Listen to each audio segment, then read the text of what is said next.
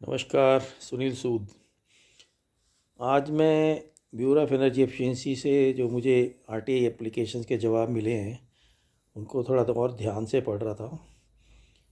तो मैंने एक चीज़ नोट करी कि ये हैं बहुत सारी एप्लीकेशंस जिनके जवाब आए हैं। इसमें देखिए अभी कितना केयरलेसली ये लोग कर रहे हैं। और ये बीई का तो एक एग्ज़ाम्पल है, ज़्यादातर डिपार्टमेंट में यही हालत है।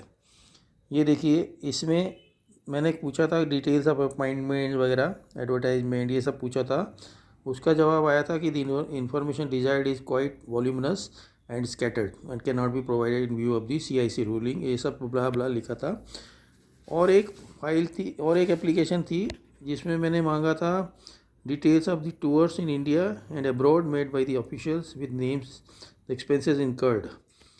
इसका इन्होंने बोल दिया कि उसके भी हम डिटेल्स नहीं दे सकते। लेकिन शॉकिंग है कि और एक एप्लीकेशन जो मैंने डाली थी कि certified copies of the minutes of the meeting of the governing council, certified copies of the minutes of the meeting of management advisory board, list of governing council, इसका जवाब इन्होंने बिल्कुल वही का वही दे दिया है।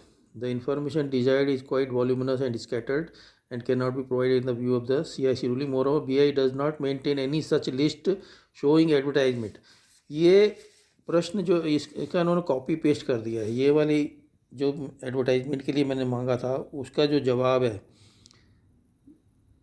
moreover BE does not maintain any such list showing advertisement release for each recruitment process, वही का वही जवाब कॉपी पेस्ट कर दिया गया है एक दूसरे आरटीआई एप्लीकेशन पे। ये देखिए, ये आरटीआई एप्लीकेशन अलग है, इसका नंबर है 0006, इसका नंबर है 0004, लेकिन दोनों के जवाब उन्होंने कॉपी पेस्ट कर दिए हैं जिसमें दोनों का सिर्फ एडवर्टाइजमेंट के बारे में लिखा है, जबकि ये वाला प्रश्न इसमें कहीं एडवर्टाइजमेंट या ये सब कुछ नहीं मैंने मांगा था। तो जिस तरह से ये सारा आरटीआई अभी की हालत बहुत ख़राब है, ज़्यादा से ज़्यादा लोग अवॉइड कर रहे हैं डिटेल देने में। तो इसमें बेसिकली फिर मैंने सोचा कि ऐसा क्यों है। तो मेन कारण यही है कि हमारे जो कानून बनते हैं उन कानून में अलग से कानून के हिसाब से कुछ पोस्ट या ऐसी क्रिएट नहीं की जाती ढंग से।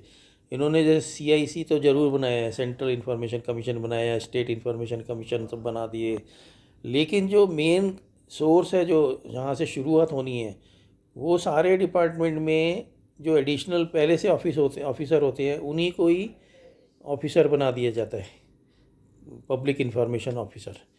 तो वो उनके लिए एक एडिशनल काम होता है और वो उन्हीं के हिस्से होते हैं जिसके जिसके प्रश्न हम उठाते हैं, जिनकी इन्फॉर्मेशन हम चाहते हैं, वो उन्हीं के अफसर होते हैं, उन्हीं के एम्प्लॉय होते हैं।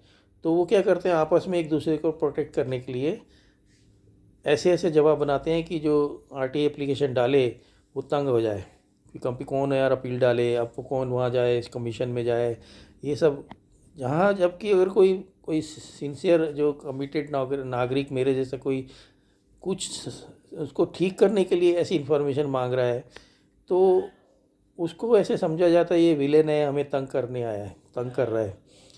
और ये लोग आपस में ही मिलके किसी तरह इन्फॉर्मेशन को बाहर ही नहीं आने देते जब तक कि इन्फॉर्मेशन मांगने वाला बहुत ही ज़्यादा तगड़ा कोई आदमी ना हो। और मैं ये केस सिर्फ बी का इसलिए नहीं कि मैं बी के विरुद्ध हूँ, लेकिन मैं क्योंकि बी को अच्छे से जानता हूँ। जब से बी बनी, अभी 1 मार्च 2024 को बी को बने हुए 22 साल हो जाएंगे। 1 मार्च 2002 को बनी थी, 1 मार्च 2002 को बी इस्टेब्लिश हुई थी। 22 साल हो पुरानी संस्था है ये, लेकिन अभी उनको दिनों दिन उनके जो अफसर हैं आरटीआई एप्लीकेशन बहुत कैजुअली ले रहे हैं, जबकि इससे पहले फिर भी थोड़ी सिंसियरिटी थी और जवाब अच्छे से आते थे। लेकिन मैं देख रहा हूँ पिछले 10 साल से आरटीआई एक्ट बहुत ऑलमोस्ट बुरी हालत में है। लेकिन क्योंकि मेरे जैसे लोग अभी भी कांग्रेस और ये दूसरे जो पार्टियां हैं उनको नहीं चाहते कि ये आएँ वापस, इसीलिए हम लोग मजबूरी में मैं ये शब्द इस्तेमाल कर रहा हूँ, मजबूरी में हम बीजेपी को सपोर्ट करते हैं। ये हमारी मजबूरी ही है, क्योंकि हमारे पास और कोई दूसरा अल्टरनेटिव नहीं है। कांग्रेस और ये सारे लोग तो, और इसको इसमें इन्होंने क्या करा है शुरू से ही, तो इसीलिए ये डर बना रहता है कि ये पार्टियां ना आ जाएं। और इसमें से कई पार्टियां तो आप सबको पता है कि किस तरह के काम कर रही हैं, जो मेरे हिसाब से तो देश के भले के लिए नहीं है। कांग्रेस कहती रहती है कि मुद्दों पे बात करो, मुद्दों, लेकिन वो कहाँ मुद्दे उठा रहे हैं। उन्होंने कौन से ऐसे बहुत सारे मुद्दे उठाए जिसमें जो बीजेपी गवर्नमेंट है थोड़ा सचमुच में आंसरेबल होती। ऐसे कोई ज़्यादा मुद्दे उठा ही नहीं पाए हैं लोग। जबकि सिंपल सी बात थी कि कांग्रेस अगर सिर्फ आरटीआई एक्ट को ही मजबूत करने में लग जाती और आरटीआई एक्ट को बिल्कुल ऐसा करती कि हर आरटीआई एप्लीकेंट को एम्पावर करती, उसी से कांग्रेस और अपोजिशन पार्टीज़ का एक बहुत अच्छा साथ मिलता। लेकिन अब हमें ऐसे अभी परिस्थिति में है कि अपोजिशन पार्टी के पास ना लीडरशिप है, ना उनके पास कोई मिशन है, ना विज़न है, और वो भारत जोड़ो के नाम पे फालतू के कामों में लगे पड़े हैं। और फिर उसके ऊपर ये केजरीवाल जैसे लोग जिन्होंने इंडिया अगेंस्ट करप्शन को ख़त्म किया, जो करप्शन के नाम पे आरटीआई के नाम पे नेतागिरी उनकी आई, लेकिन उन्होंने अब क्या किया। तो ये सारा अब हमको क्या ब्यूरोक्रेसी को मेन ठीक करना है। गवर्नेंस तो फिर भी थोड़ी आंसरेबल होती है, लेकिन ब्यूरोक्रेसी अभी टोटली अनआंसरेबल है। उनको कोई मतलब नहीं है। ब्यूरोक्रेसी को जब तक हम ठीक नहीं करेंगे, पार्टियां बदलते रहेंगे, उससे कुछ होने वाला ज़्यादा है नहीं। इसीलिए थोड़ी चिंता होती है कि आरटीआई एक्ट को इस हालत में ला दिया गया है कि उसका कोई मतलब ही नहीं रह गया है।